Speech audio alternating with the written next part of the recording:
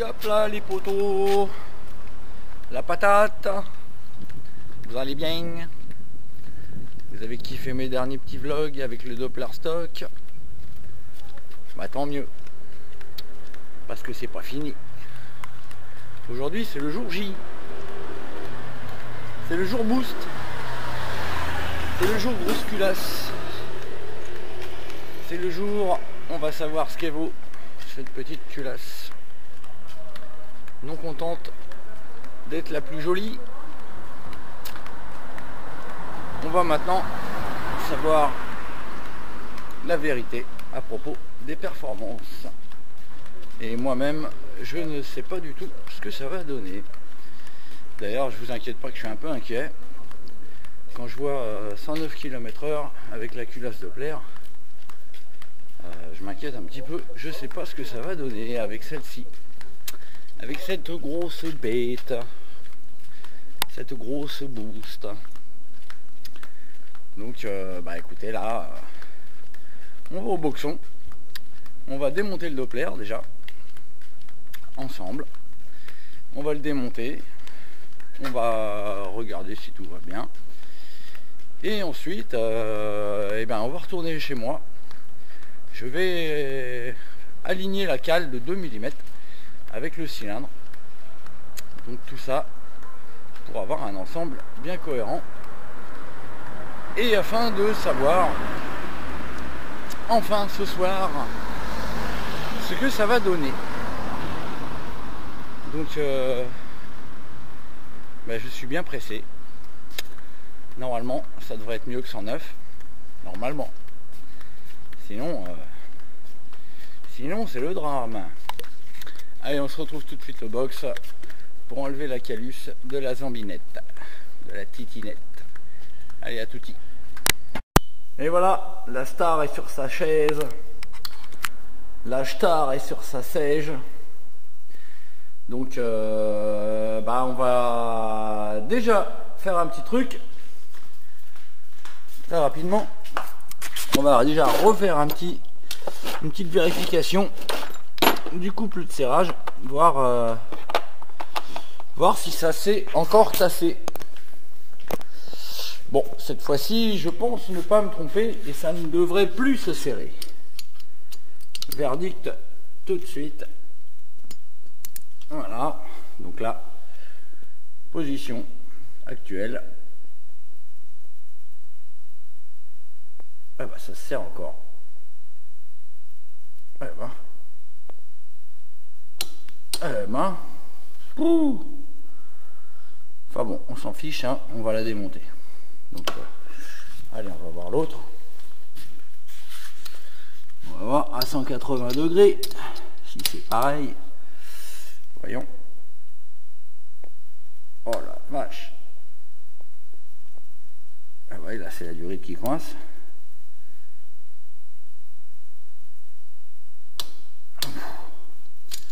Eh ben, bon, bah, je vérifie pas les autres, hein, ça doit être pareil. Vous voyez l'importance d'avoir une clé dynamométrique et de vérifier lors des premières chauffes. Donc ça se dessert. Ça peut parfois demander 4 ou 5 serrages, gros serrages, comme là actuellement. Hein. Comme j'utilise un gros joint de culasse papier, enfin carton, enfin je sais pas comment on appelle ça. Mais les joints de culasse noirs, là, bah, ça se tasse, ça se tasse, ça se tasse. Et plus le moteur chauffe, plus ça se tasse. Donc les premières chauffes, vous les faites tranquillement. Donc ça chauffe pas trop. Donc ça se tasse. Vous resserrez, vous resserrez. Vous refaites un tour, vous tirez un peu plus dedans vu que vous avez de plus en plus de kilomètres. Dès que ça refroidit, hop, ça s'est tassé, ça se resserre. Ensuite vous tirez encore plus dedans, donc ça se dilate encore plus, donc ça retasse le joint. Donc une fois que ça refroidit, vous refaites le serrage, ça resserre, clac, hop, la clé, hop, ok. Et là, bah, on lui a tiré un bon coup de dent hier, hein, deux runs d'affilée à 107 et 109. Donc là, il a dû monter à des températures qu'il n'avait jamais atteint. Donc ça a retassé les joints. Donc voilà, donc le conseil boost, vérifiez toujours vos serrages au moins 4 ou 5 fois pendant les premières chauffes, au moins. Tant que le serrage n'est pas bon, vous revérifiez dès que ça refroidit. Voilà. Bon, allez, je vais dépiler le bordel, je vais y enlever sa calus Doppler, je vais enlever le cylindre, ensuite on ira chez moi pour aller faire le joint d'embase, la cale d'embase. Allez, à toutes, je vous reprends dès que le cylindre est démonté, qu'on regarde un petit peu ce que ça a pris dans la tronche en 100 km. Allez, à toutes. Alors bon, petit bonus, la petite minute émotion qui fait plaisir. Regardez, j'ai pas pu m'empêcher de lui mettre sa culasse boost avant de démonter le cylindre. Voyez, observez la tronche du bestiau, le bestaille, l'engine de la mort. Ah, ça pète, ça pète, ça pète, ça va en choper de l'air, ça va en choper de l'air, ça va en choper de l'air, ça va faire du bien, ça va bien refroidir. Bon allez, je continue le désossage, à tout de suite. Voilà le Doppler rodé, donc la classique trace de l'ergot. Alors voilà, je ne veux pas vous aveugler, donc tout va bien. Cylindre, bien sûr, 100% stock. Par contre, la mauvaise nouvelle, c'est que je suis bon pour refaire des joints d'embase et gratter celui-ci. Voilà, voilou. Voilà, bon bah c'est démonté. Bon, a priori, moi j'ai une carbe un petit peu grasse, mais tant mieux, hein, je ne voulais pas abîmer le cylindre de Loulou. Voilà. Bon, bah écoutez, j'ai plus qu'à ranger mon bins et puis retourner à la cassa, histoire de fabriquer cette cale de 2. Allez, à plus tard tous. Première chose à faire pour faire une belle cale, bien nettoyer l'embase hein, déjà. Donc voilà, on a une belle embase. On a fait attention à pas l'abîmer avec les coups de cutter. Ensuite, il faut mettre, vous mettez un joint d'embase, comme ça. Hop. Alors il faut bien le centrer, donc c'est pas évident. Et ensuite, avec l'ongle, vous allez chercher les tracés des couloirs, enfin de l'embase. Avec l'ongle, vous appuyez sur l'angle, voilà. Donc là on a ce côté là. Je vous montre rien évidemment, c'est pas facile. Donc, voilà, avec l'ongle là on a un côté et là voilà, il faut taper, il faut bien taper sur l'angle. Voilà, donc après le transfert arrière, même technique. Alors attendez, j'essaye de bien insister. Ouais, je suis bien. Maintenant le transfert arrière, on se réaligne et même s'il est déjà prédécoupé, sur le joint. On voit rien du tout, c'est pas pratique avec une seule main. Voilà, avec l'ongle on vient tracer les contours. Voilà, on doit avoir quelque chose de pas trop mal. Regardons. Voilà, on a les transferts qui sont dessinés. Paire de ciseaux de la mort, paire de ciseaux de fou. Donc allez, je vous reprends après la découpe. Et voilà, donc j'ai fait un boulot pas mal. Par contre, pour ce qui est du transfert arrière, je déteste les transferts arrière, ça m'énerve. Donc je me suis un peu foiré. C'est pas grave, sur la cale on essaiera de pas se foirer. Ça sera plus facile à la Dremel qu'à la paire de ciseaux. Allez, à tout. Et voilà pour le deuxième joint d'embase. Bon bah ce coup-ci hein, j'ai juste enlevé les pointillés hein, pour le transfert arrière. Et pareil il dépasse hein, donc bon j'y suis pas pour grand chose. Sinon bah, tout est parfait, l'alignement est nickel de chez nickel. Voilà, donc je vais tracer la cale. Donc attendez, je vais voir, vous allez voir de quoi je vais partir. Allez là.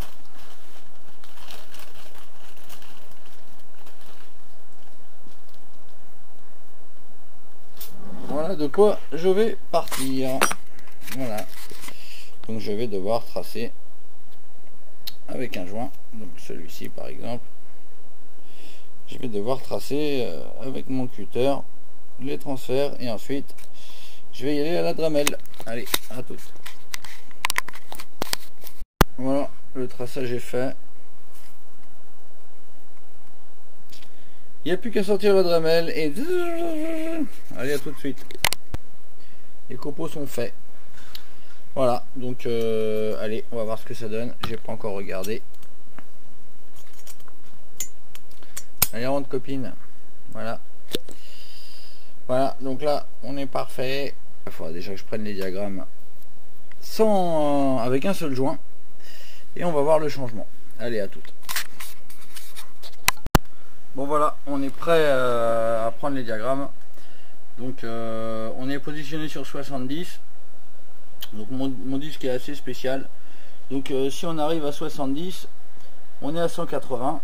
Si on arrive à 80, on est à 170. Si on est à 90, on est à 160. Voilà. 180, 170, 160. Donc 90, 160. À mon avis, on va retomber dessus. Donc on va descendre. Vous voyez rien. Eh oui, je suis tombé en panne de lumière, donc j'ai plus de lampe de bureau. Vivement la richesse. Donc là, hop, donc sur 60. Donc là, on est à 85. Donc là, on aurait été à 180, à 70, 180. Donc là, on aurait été à 170. Ouf.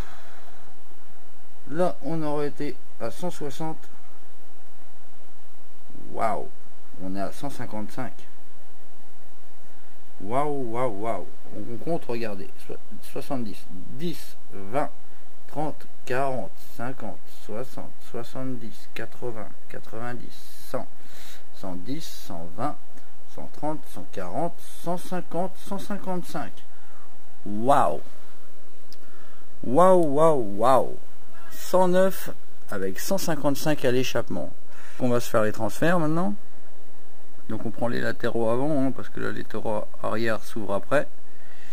Donc là, voilà.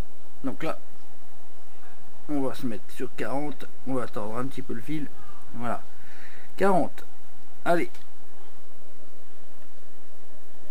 Hop. Ouverture.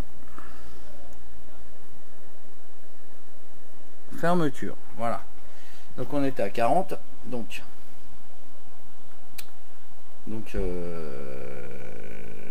non, on était à 40 là. Voilà. 40 là.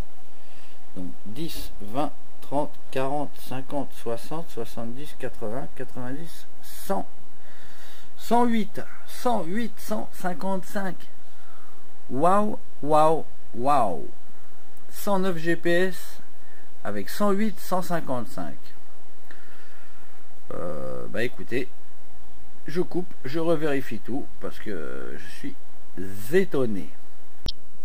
Bon, les copinous, papa il est très content. Papa il est très content, il a trouvé la bonne valeur. Donc voilà, donc le Doppler stock, hein. Très étonné. 108, 155. Donc 109 GPS avec ça. Avec une cale de 2 et 2 joints, on se retrouve avec ça. Donc ce serait pas mal. Sauf qu'on se retrouve avec un squish de 2 mm. Donc je n'ai mis qu'une cale de 1 mm et 2 joints. On se retrouve avec 117, 173 et on est légèrement sous le millimètre. Légèrement, ça chatouille le fil d'étain. Donc une fois que les joints vont se tasser, ça va faire du 0,85, 0,9, au pire 0,8, et on sera peut-être à 116, 172, 115, 171, dans ces eaux là. Dans tous les cas, ça sent très très bon. Alors le problème c'est que là je serais bien chaud pour aller au box, mais la caméra elle va bientôt tomber sur réserve, donc c'est la merde. Donc ce que je vais faire, je vais laisser la caméra à charger ici, et je vais aller rempiler la chose. Donc avec le Doppler toujours stock, hein, toujours stock, et juste une cale sous le cylindre, et deux joints verts comme ceci. Voilà, donc ça a priori c'est du 0,30. La petite culasse boost est prête à démontrer son bien fondé. Elle a déjà démontré sa beauté, son refroidissement supérieur à tout ce qui existe, et maintenant il lui reste à démontrer ses performances. Allez, je vous laisse, voilà, sur cette belle image. À tout à l'heure. Bon, les copains, petit imprévu, vous avez de la chance, vous avez de la sanche. J'avais oublié ma douille de 10 pour serrer la calus chez moi. Donc j'avais fini de tout monter. Enfin, j'avais presque fini de tout monter. J'allais serrer la culasse quand je me rends compte que j'ai pas la douille. Donc je suis rentré chez moi, chercher la fameuse douille de 10. Et au passage, j'ai pris la caméra. Donc vous allez assister en direct au premier démarrage d'une culasse boost. Donc ce coup-ci, on va pas vérifier le serrage, mais on va le finir. Dans la notice, ils mettent à 1,2 kg. Allez, on va mettre... ils mettent à 1 kg. Je mets 1,1. Voilà, et on va faire juste un tout petit tour, histoire de chauffer, que ça se tasse, et pouvoir resserrer ensuite.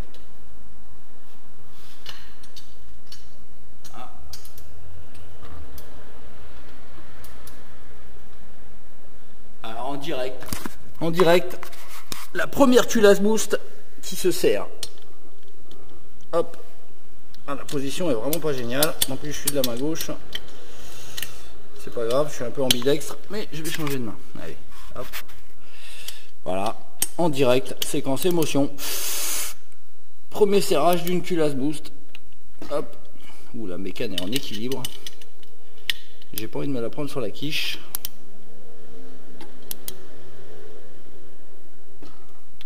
Hop. Allez, on va remettre un coup en étoile. Donc, voilà.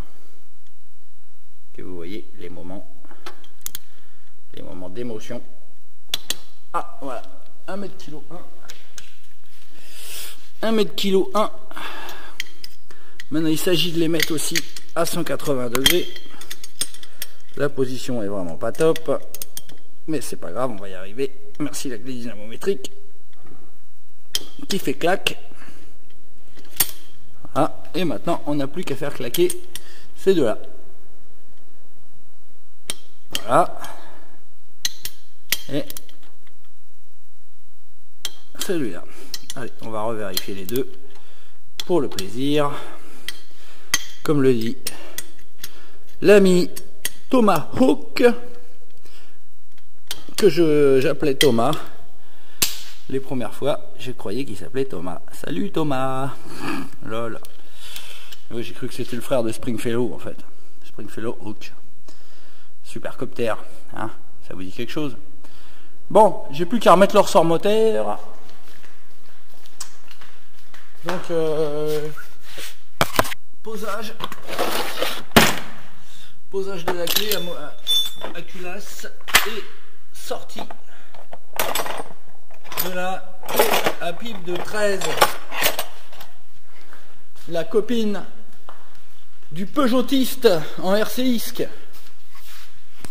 Donc je je vous montre la manip. J'espère que je ne vais pas fusiller mon cadre, hein, parce que c'est vraiment le piège là-dessus. C'est que si on met mal sa clé, le ressort se casse et ça défonce le réservoir. Donc voilà, en live. Voilà, je n'ai pas tué mon cadre. Eh oui. Bon, allez, on va essayer de se faire un démarrage. Séquence émotion, c'est la première fois qu'une culasse boost va avoir le feu.